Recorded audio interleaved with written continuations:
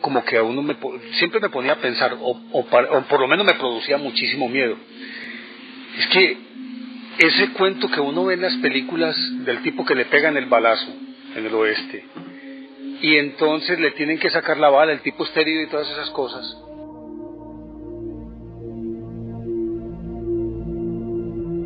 Y habitualmente le pegan, le dan primero media botella de whisky, se clava la media botella de whisky y luego el garrotazo en la cabeza.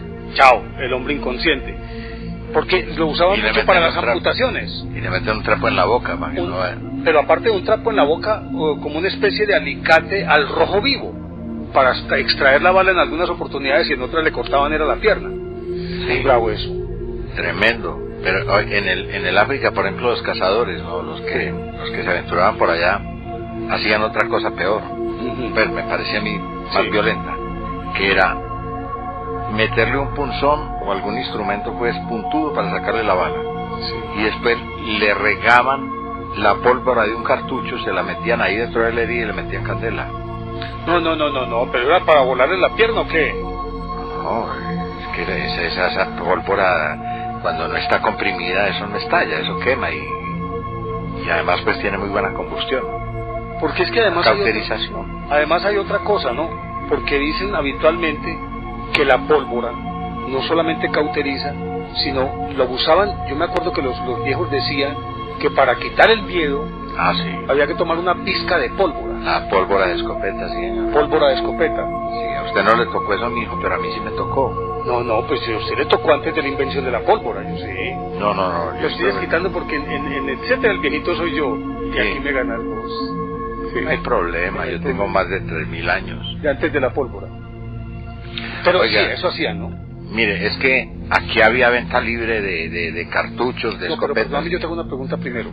¿La pólvora tiene algún principio activo que sea analgésico o que sea anestésico? A ver, hombre, eso es clorato de potasio con azufre. Es lo que se llama pues pólvora negra, ¿no? Y carbón vegetal molido. Es el principio básico. Pero ya después empezaron a inventar otros químicos, ¿no? La famosa cordita, que era muy combustible, además explosiva. Sí. Y además ya venía granulada, ya no venía en polvo, pues, que era lo que le daba el nombre a la pólvora, ¿no? El polvo. Sí. No, ahora ya venía granulada. Y esa fue la que me tocó a mí, que uno cuando iba a aprender a nadar en el río, pues, en el sector de piedras del río San Rafael, compraba un cartucho de escopeta. Sí. Valía 10 centavos. Entonces le sacaba los balines y esa polvorita que viene ahí pues granulada, uno se metía, se mojaba el dedo, untaba y se comía ese poquito, y ya con eso es que le quitaba el miedo, ¿no? Pero obviamente que ahí también el poder de la sugestión tiene que ver. Lógicamente, claro. Pero la pólvora, que es un invento de los chinos, pero mire, ellos nunca la utilizaron para el dolor. No. Ellos para el dolor usaban la acupuntura, porque la acupuntura es un descubrimiento chino desde hace más de 4.000 años. Y hierbas. Y hierbas también, pero la acupuntura no, pero como anestésico. No, para es decir, para detener el dolor siempre la acupuntura. Sí, claro, los orientales pues han tenido esa cualidad, esa capacidad de conocer los puntos sensibles, digamos, del organismo y la manera de bloquearlo. Es una ciencia muy antigua y todavía pues funciona. Pero ya, por ejemplo, entre los tártaros y entre toda esta gente, eso era más violento, ¿no? Por ejemplo, la cortada de la pierna, había tipos especializados en eso, ¿no? Que pegaban muy bien el tajo. Eso lo hacían con un hacha. Claro. Con un hacha. Y eso era... Y la pierna puesta sobre un tronco, como usaban al principio de la Revolución Francesa para decapitar a alguien, antes de que se inventara la guillotina. La cabeza sobre un tronco y tenga. En Inglaterra también, hombre, el hacha, ¿no? El hacha, pues, con el que me cortaron la cabeza a María Estuardo. No, pero oiga, entre otras cosas, en eso de María Estuardo, hay una historia bien interesante. Y es que, acuérdese que Isabel II la tuvo confinada en la Torre de Londres más de un año. Sí, señor. Cuando se rebelaron los escoceses, que ella supuso, Isabel I, no Isabel II, sino Isabel I, la hija de Enrique VIII, que podrían llegar a destronarla, sacar de la cárcel a María Estuardo, sacarla de la Torre de Londres y ponerla en el trono. Entonces ella ordenó que la decapitaran, y entonces María Estuardo le pidió que por lo menos le concediera la gracia de traer un verdugo especializado de Francia que manejaba muy bien la espada. Y entonces eran famosos, claro. Y el verdugo tardó 3 días. Normando. Sí, tardó como una semana, atravesando pues el Canal de la Mancha para llegar. Sin embargo, cuando fue a ejecutarla, le tuvo que meter 3 tajos. Tenía un cuello muy duro. Porque tenía un cuello supremamente duro. Y parece que era que debajo tenía la famosa toca aquella. Ese cuello, lo que ahora llaman cuello isabelino, que le ponen a los perros. Y ahí viene el dicho que es más duro que caldo de nuca, pues, ¿no? Más o menos. Sí. Yo creo que sí. Ahora, mira, Juan, es que hay algo bien interesante a propósito de eso. Estábamos hablando de la pólvora. Y es que a lo largo de la historia de la humanidad, yo creo que quizás lo que más le ha temido el hombre es al dolor. Yo creo que no hay un miedo más terrible en el hombre que el dolor, el miedo al dolor. El miedo al dolor, que es algo que fácilmente no se puede paliar. Difícilmente se puede paliar. Aunque hay culturas, pues, que preparan mucho a la gente para que enfrente el dolor, en una forma, digamos, temeraria, audaz. Los vikingos, por ejemplo. Los vikingos no tenían miedo a nada. Esa gente lo único que le tenía miedo era morir con las manos amarradas, porque no podía entrar al Valhalla. Y en el Valhalla ese es un cielo, claro, ese es un cielo bacano. Y allá les concedían la oportunidad de beber en el cráneo de sus enemigos, beber vino en el cráneo de sus enemigos como la máxima venganza. Existía el placer de la venganza en el Valhalla. Entonces, sí, claro, podía beber trago en el cráneo de su peor enemigo. Ay, María, yo que me pagaría muchas rascas con muchos cráneos, ¿no? No, el que vaya a beber en el cráneo tuyo se puede beber el litro. Bueno, cuidado ahí. Quieto ahí, colorado, hermano. Quietecito. No. Oíste, no, pero es que yo te estaba contando esto también por otra razón. Y es que precisamente en función de neutralizar el dolor, a lo largo de la historia se inventaron cualquier cantidad de recetas y cada cultura tenía sus propias formas y usaba también sus propios elementos, sustancias vegetales y cosas por el estilo. Y ni qué decir de las hechiceras o los hechiceros que siempre hacían pócimas, menjurjes, para tratar de neutralizar el dolor. Yo me encontré aquí en este libro, que es un libro delicioso, entre otras cosas. Es el de Michel Tabori. Sí, Historia de la estupidez humana se llama este libro. Qué bueno, ese debió haber sido escrito aquí en Colombia, ¿no? Nosotros clasificamos, sí. Sí, ¿no es cierto? Y resulta que hay una parte en la que habla de cómo tratar una herida de un soldado. Ahorita estábamos hablando del oeste, cuando estaban en el oeste, y entonces se le cortaba la pierna, pero primero le pegaban el garrotazo y le daban la botella de whisky.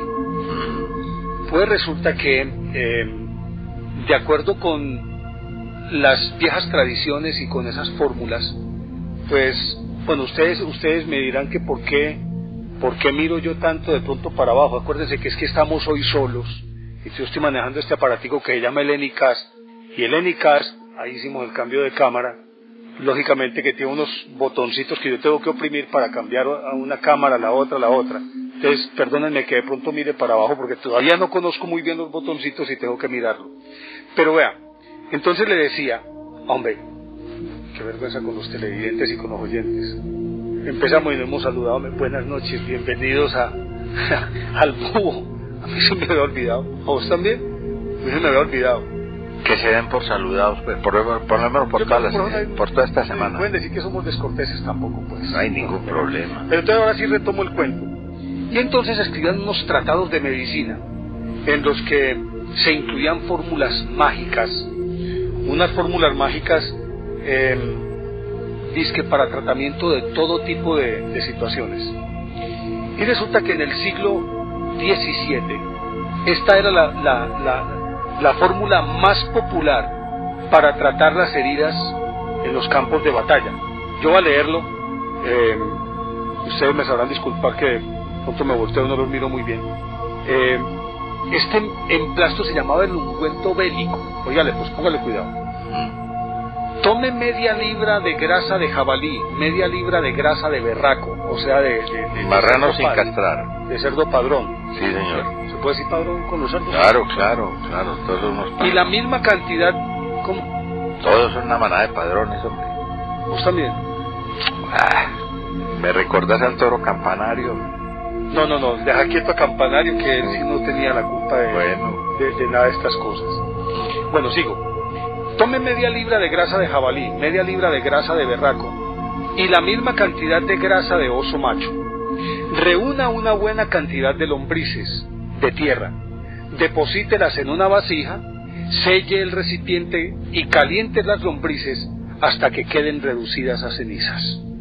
Tome 3 medias cáscaras de huevo llenas de estas cenizas, agregue un poco de moho de cráneo al que se habrá dado la forma de 4 nueces y que haya crecido sobre el cráneo de un ahorcado o de un hombre muerto en la rueda.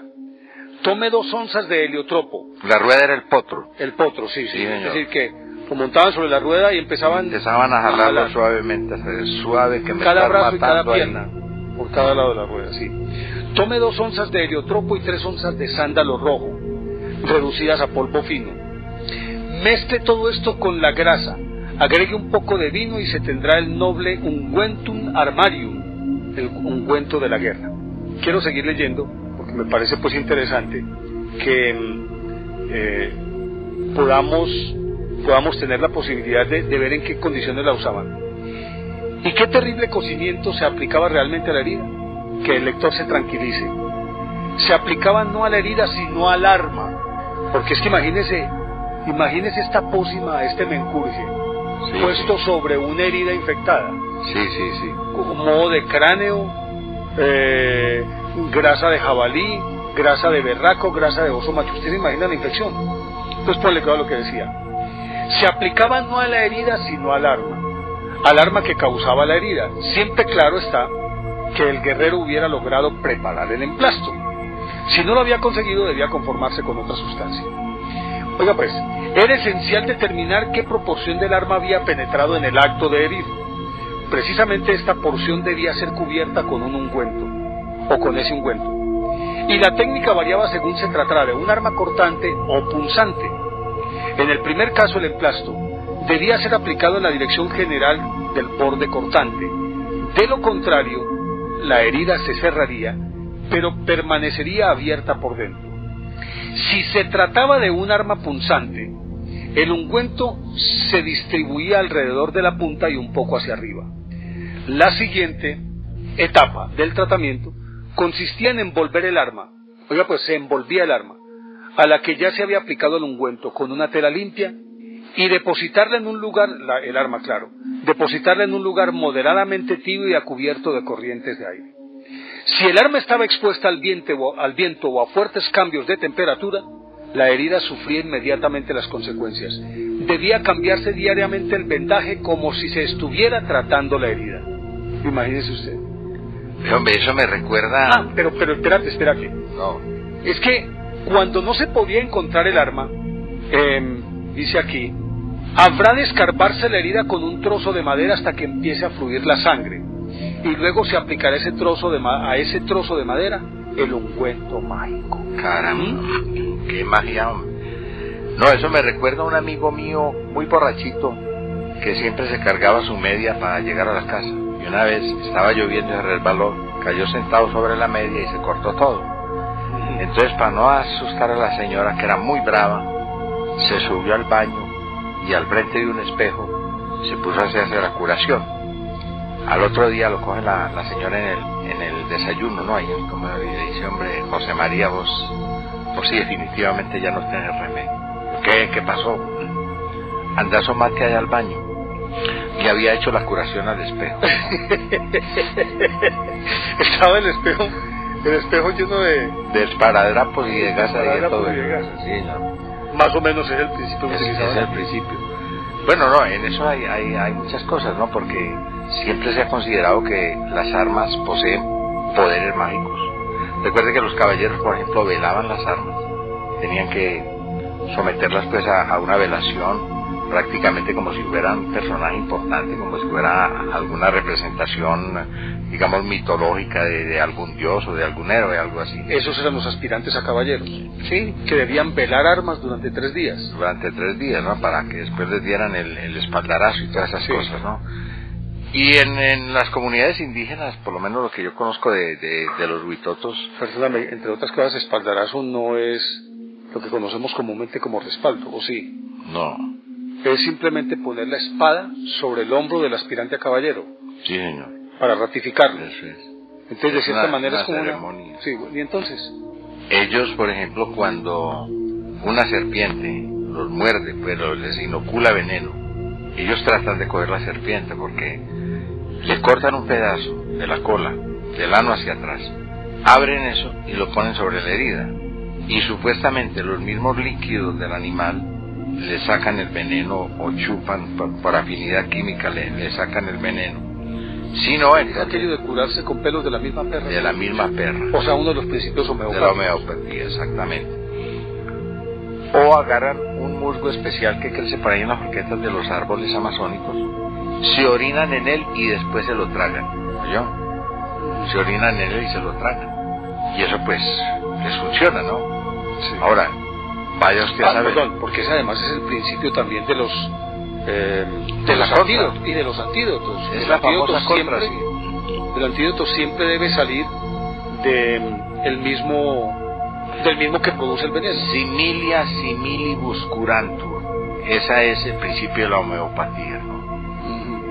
Algo así como los burros se buscan para rascarse, ¿no? O sea, los pelos de la misma perra. Sí. Lo mismo se cura con de lo mismo, ¿no? Como el guayabo, que se cura pero con un aguardiente doble, pues claro. Bobada.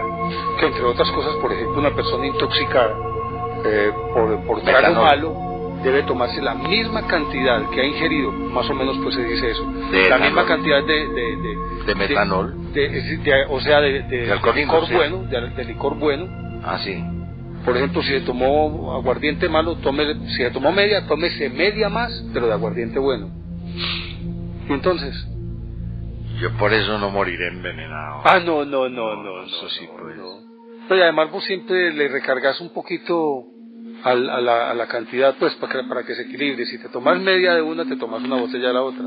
De la otra, sí, claro, para contrarrestar de pronto los efectos del primero.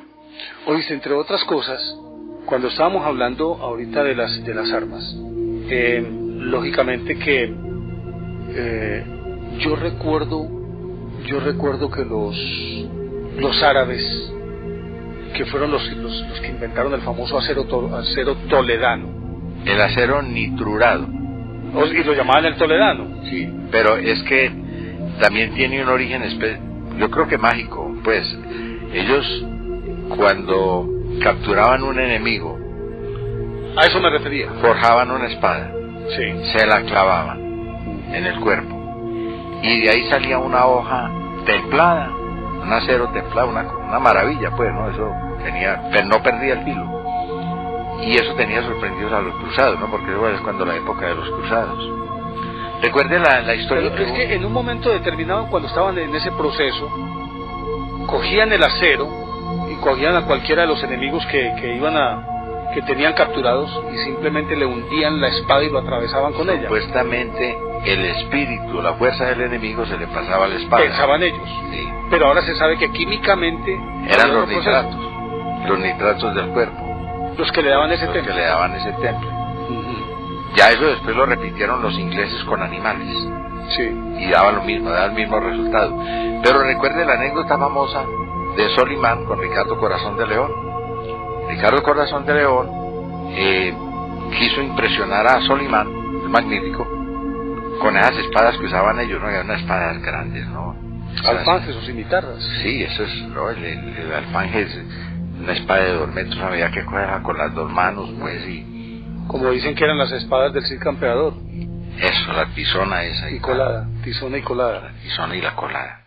Puso una barra ahí sobre un burro, una barra de hierro, y le pegó un mandoble con con esa espada, pues, con la que él tenía, ¿no? El Ricardo Corazón de León. Partió la barra, la partió. La barra de hierro. La barra de hierro.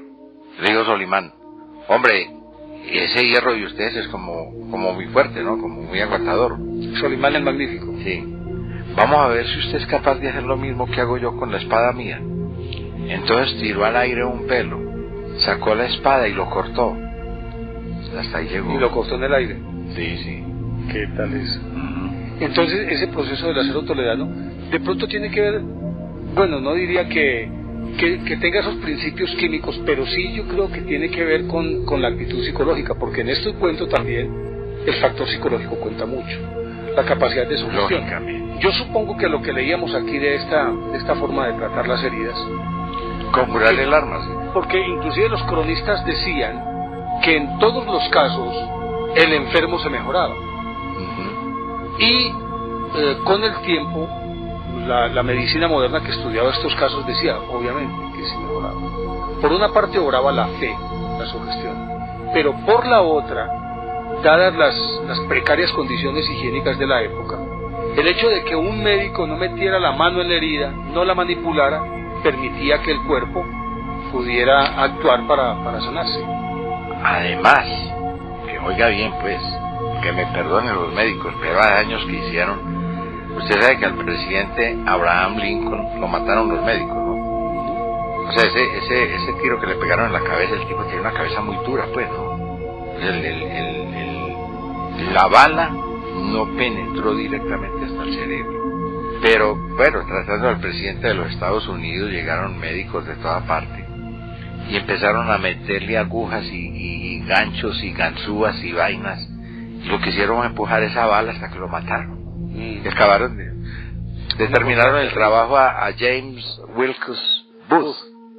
Sí, señor. Y en una agonía terrible. No, pues imagínese usted. Lo que le decía, lo que tiene que ver con lo que tiene que ver con el dolor, que el dolor necesariamente es uno de los flagelos de la humanidad. Pero aunque la raíz del verbo doler, que es dolere, es caer enfermo. Es caer enfermo, de ahí viene doliente, por ejemplo, ¿no? ¿Sí? Sí, claro. Es decir, más que la sensación física, es simplemente el acto de postrar, de que lo postre una enfermedad. Exacto. Hoy los psicólogos dicen que el dolor pues es un estado de desarmonía, ¿no? ¿Cuál es lo correcto? ¿Desarmonía o disarmonía? Puede ser cualquiera de los dos, ¿ok? El español es muy rico en todo eso, ¿no? Sí. Permite todas esas cosas, sí. Pero de ahí es muy rico en todo eso.